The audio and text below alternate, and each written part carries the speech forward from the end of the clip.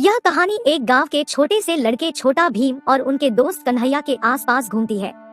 छोटा भीम अपने दोस्त कन्हैया के साथ हमेशा मस्ती करता था, लेकिन एक दिन उन्होंने जंगल की एक पुराने गुफा के पास एक चमकदार खजाना ढूंढ लिया। यह एक बड़े खजाने की खोज कहानी है। एक दिन छोटा भीम और उसके दोस्त कन्हैया ने एक चमकदार खजाना के बारे में सुनकर उत्साहित हो जाते हैं। छोटा भीम और उसके दोस्त कन्हैया अपने गांव भूल भुलैया में दिन गुजार रहे थे। वे बड़े ही खुश और उत्साहित थे क्योंकि उनकी गर्मियों की छुट्टियां आई थी। एक दिन वे एक पुराने जंगल में खेल रहे थे। छोटा भीम और कन्हैया एक पुराने पेड़ के पास पहुंचे और वहां एक छिपा हुआ छोटा सा संदूक देखा। संदूक बड़ी पुरानी और रस्सियों से बंधी हुई थी। छोटा भीम ने संदूक को खोला और अंदर क्या है इसे देखने के लिए कन्हैया को बुलाया। जब वे संदूक के अंदर देखे तो वे बड़े ही आश्चर्यचकित हो गए। संदूक में बहुत सारा सोना, चांदी और मूल्यवान गहनों का एक खजाना था। छोटा भीम और कन्हैया ने तय किया कि वे इस खजाने को सुरक्षित रखेंगे और उसका सही उपयोग करेंगे। वे गांव वालों के साथ सोना और चांदी का उपयोग करके अपने गांव को और भी सुंदर और समृद्ध बनाने में मदद करते हैं।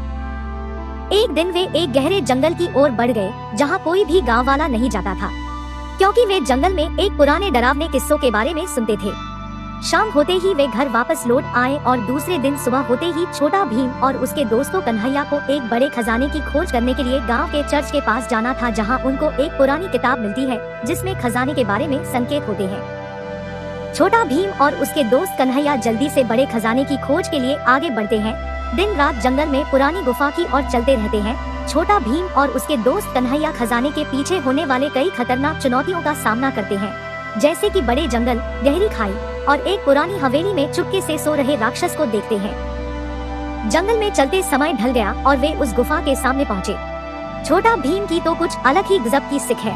वह उस गुफा की ओर आगे बढ़ा और अंधेरे में देखने की कोशिश की और वह गुफा के बीचों बीच में पहुंचा तो वे अपनी चमकदार बत्ती की रोशनी में देखा कि गुफा का अंदर बहुत सारा सोना और चांदी से भरा हुआ खजाना है।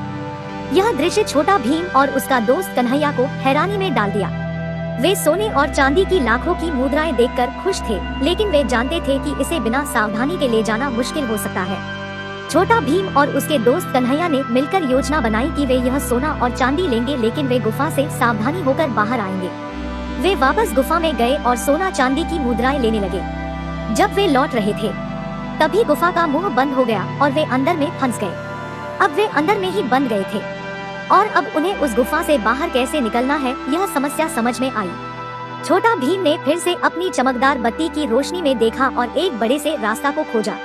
वे उस पथ का पालन करके गुफा से बाहर आए और सोना चांदी के साथ गांव लौटे।